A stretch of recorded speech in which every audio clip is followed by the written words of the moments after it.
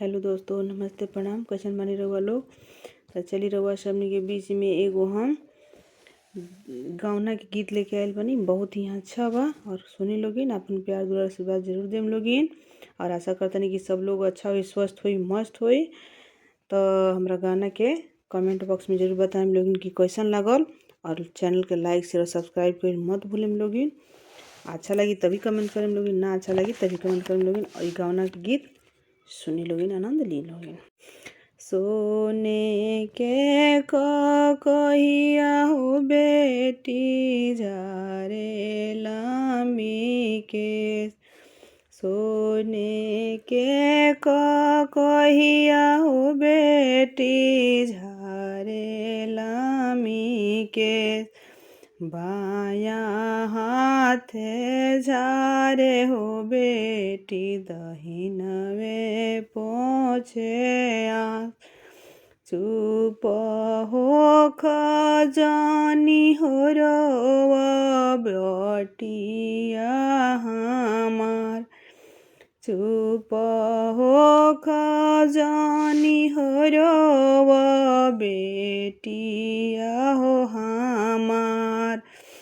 बाएं दे बोलो कनी हो बेटी दहिनवे जेठ भाई, बाएं दे बोलो कनी हो बेटी दहिनवे जेठ भाई, तोहरे बचनिया हुआ मानाही पतिया,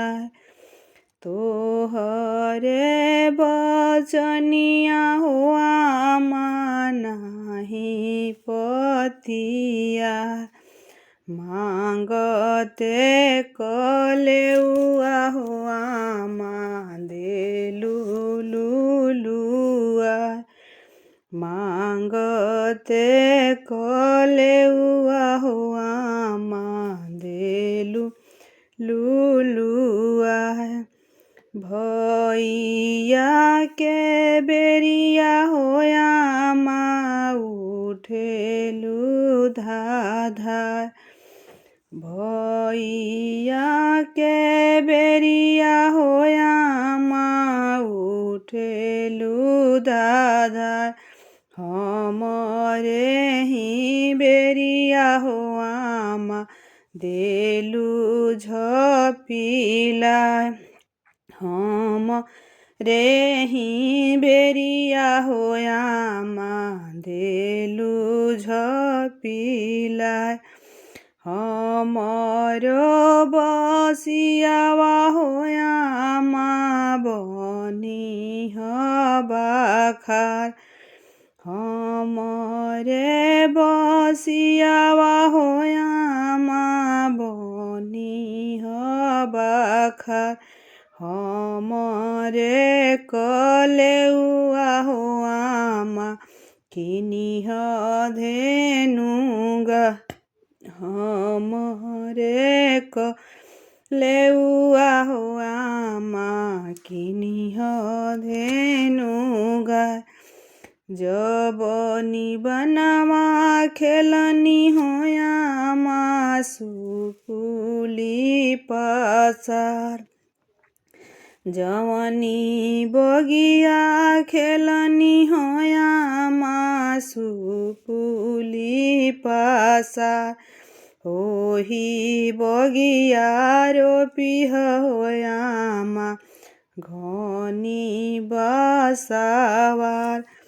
ओही बगिया रोपिह होया माँ घनी बसावार, जवने घर में सुतनी होया माँ मानिक दिया ना बार,